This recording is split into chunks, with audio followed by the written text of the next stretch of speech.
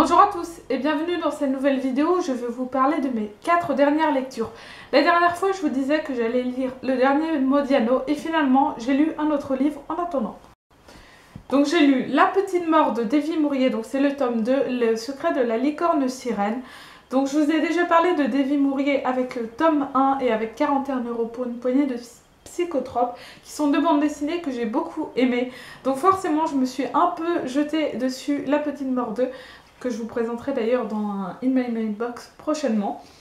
Donc ici on retrouve la petite mort qui aimerait vraiment être fleuriste mais qui ne peut pas parce qu'elle doit prendre la place de son papa mort, donc pour être un faucheur.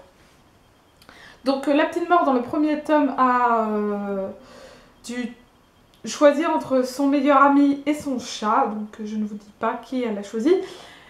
Et donc voilà, là on la retrouve à sa période adolescente, donc c'est plutôt rigolo, encore une fois, plein d'humour noir, voilà, il y a plein de petits trucs d'humour noir. Et d'un autre côté, c'est un petit peu triste également. Davy Mourier, selon moi, c'est un peu un clown triste parce que d'un côté c'est très drôle et d'un autre côté c'est assez dramatique ce qui s'y passe. On retrouve des situations de la vie courante, même si là c'est une mort, c'est une petite mort, c'est quand même un personnage très attachant et qui nous fait penser à nous ou à d'autres personnes. Donc voilà, c'est un personnage plutôt réaliste avec des situations plutôt réalistes mais transposées dans l'humour noir et dans le fait que ce soit une faucheuse. La fin de ce second tome laisse présager un troisième tome et ça me rend vraiment heureuse.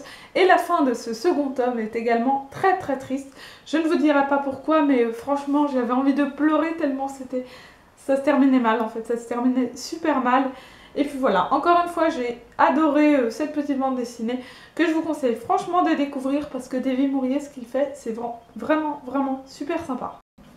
J'ai également lu Pour que tu ne te perdes pas dans le quartier de Patrick Modiano, dont je vous parlais à l'instant. Donc c'est le prix Nobel de la littérature 2014. Et j'ai jamais lu de Modiano, je me suis dit que ce serait bien d'en lire, surtout qu'il a eu un prix Nobel. Je suis pas trop du genre à me précipiter sur les prix, mais en tant qu'apprenti libraire, ça me semble quand même bien de savoir qui a eu le prix Nobel.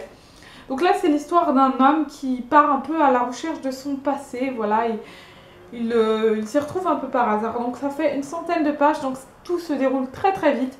Et je dois dire en fait que j'étais assez perturbée par le style de narration, donc d'un côté on a le passé, de l'autre le présent, et je me suis un peu perdue, j'étais assez déroutée, et surtout je n'ai pas trop compris où Patrick Modiano voulait nous amener. Du coup ça fait que j'ai pas spécialement accroché à ce bouquin, j'ai l'impression tout simplement d'être passée à côté de quelque chose. Je sais pas si c'est le cas ou quoi, mais à mon avis, s'il a eu le prix Nobel, c'est quand même qu'il y a quelque chose. C'est vrai qu'il a du talent, on ne peut pas, c'est indéniable. Mais après, personnellement, je n'ai pas spécialement accroché. Cependant, je ne suis pas réticente à découvrir un autre Modiano. J'aimerais bien en lire un autre, donc qui me plaira plus, j'espère. J'ai également lu Ce qui nous lie de Samantha Bailey.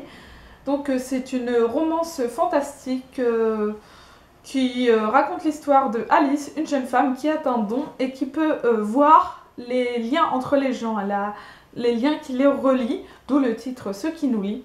Seulement, elle va commencer à travailler et elle va rencontrer son manager qui s'appelle Raphaël et qui lui semble n'avoir aucun lien. Voilà. Elle ne perçoit pas son pouvoir et se demande pourquoi. Donc vous vous en doutez, c'est une romance, donc ces deux personnages vont tomber amoureux, vont avoir une relation, seulement Raphaël n'est pas célibataire, enfin voilà, c'est assez compliqué. Et Alice va tomber sous son charme. Donc personnellement, je n'ai pas accroché plus que ça, je sais qu'il y en a beaucoup qui en ont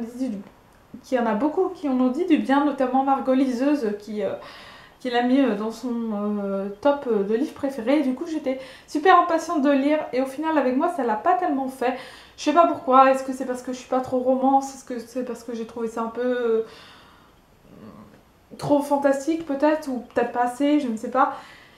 Et voilà, en fait j'ai bien aimé l'histoire, j'ai bien aimé le pouvoir d'Alice, découvrir ce pouvoir, mais j'étais un peu frustrée de plusieurs choses parce que premièrement on ne découvre pas les origines de ce pouvoir et j'ai trouvé ça vraiment dommage. Et deuxièmement, enfin l'histoire d'amour m'a un peu gonflée, j'ai pas spécialement aimé le personnage de Raphaël et celui d'Alice. En revanche, il y a un personnage que je détestais au début qui s'appelle Sébastien et que j'ai finalement beaucoup aimé à ma grande surprise. Donc j'étais plutôt contente, mais voilà, j'ai pas trop accroché aux personnages principaux et puis trop accroché à leur histoire d'amour que je trouvais assez cliché au final.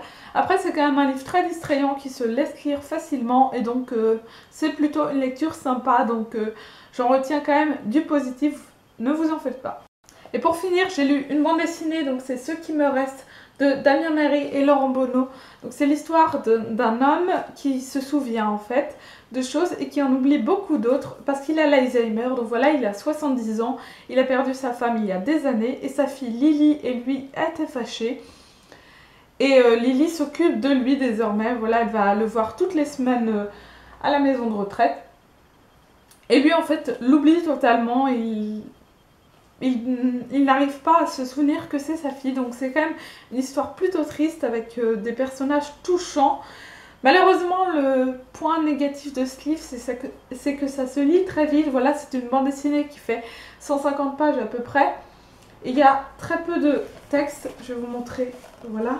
Donc il y a très peu de texte au final, ce qui fait qu'on n'a pas trop le temps de s'immerger dedans. J'aurais bien aimé, franchement, je pense que la BD aurait mérité un peu plus de pages. C'est quand même une histoire assez dure, voilà, qui traite d'un sujet terrible, qui est la maladie d'Alzheimer, et qui aurait été vraiment super bien si ça avait été traité sur un petit peu plus de pages, je ne sais pas, 50 ou 100 pages de plus.